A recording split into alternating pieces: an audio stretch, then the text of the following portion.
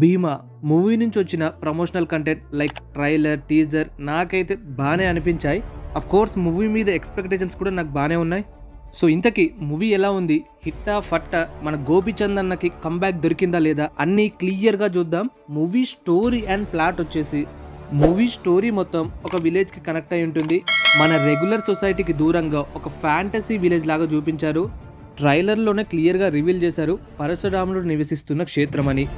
So ఆ విలేజ్లో మంత్రాలు, పూజలు, చేతబడులు ఇవన్నీ జరుగుతూ ఉంటాయి. రాక్షసులు లాంటి మనుషులు ఉంటారని చూపిస్తూ అక్కడ వాళ్ళని ఆపే వాళ్ళు ఎవరు ఉండరు. వీళ్ళని కాపాడాలంటే ఒకడు రావాలి. సో ఇక్కడ నుంచి మన హీరో ఎంట్రీ స్టార్ట్ అవుతుంది. ఆ విలేజ్ బ్యాక్ డ్రాప్ లోకి అడుగు పెడతాడు హీరో. దాని తర్వాత అక్కడ జరుగుతున్నవన్నీ తెలుసుకొని ఎలాగైనా వీళ్ళని ఆపాలి, ఈ ప్రజలను కాపాడాలి అని డిసైడ్ అవుతాడు. మరి వాళ్ళని కాపాడా, లాస్ట్కి ఏం జరిగింది, ఇవన్నీ మీరు థియేటర్లో చూస్తారు.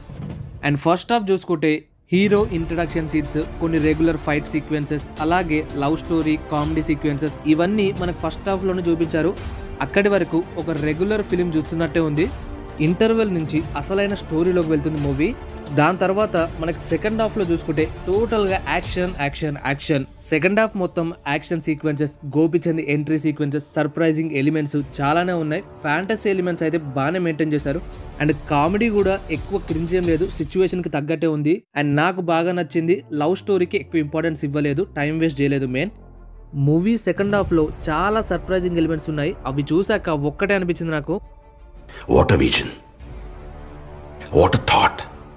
పిక్చర్లు అయిపోయారు మా టీం అంతా. అండ్ విజువల్స్ కూడా ఓకే అనిపించాయి. మరీ అంత బాగాలేవని కూడా చెప్పలేను, అండ్ మరీ అంత బాగున్నాయని కూడా చెప్పలేం. And coming to the background score, music director Ravi Basur Salaar movie కన్నా ఈ మూవీ మీదనే ఎక్కువ కాన్సన్ట్రేట్ చేసినట్టుండు. కంపారిటివ్లీ సలార్ కన్నా బెటర్ అనిపించింది ఇక్కడ బీజిఎం.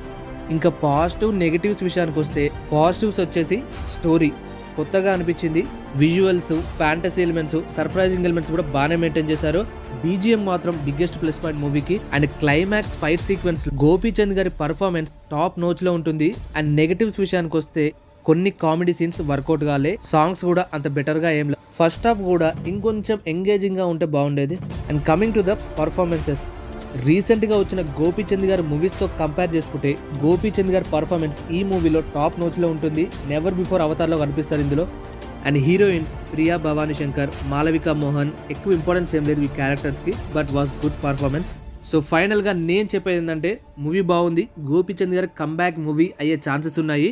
అండ్ డెఫినెట్లీ ఇది థియేట్రికల్ ఎక్స్పీరియన్స్ మూవీ. క్లైమాక్స్ లో వచ్చే విజువల్స్ అస్సలు మిస్ అవ్వకండి థియేటర్స్ లో. సో ఈ వీకెండ్ కి ఏం ఆలోచించకుండా ఈ మూవీని వేసేయండి.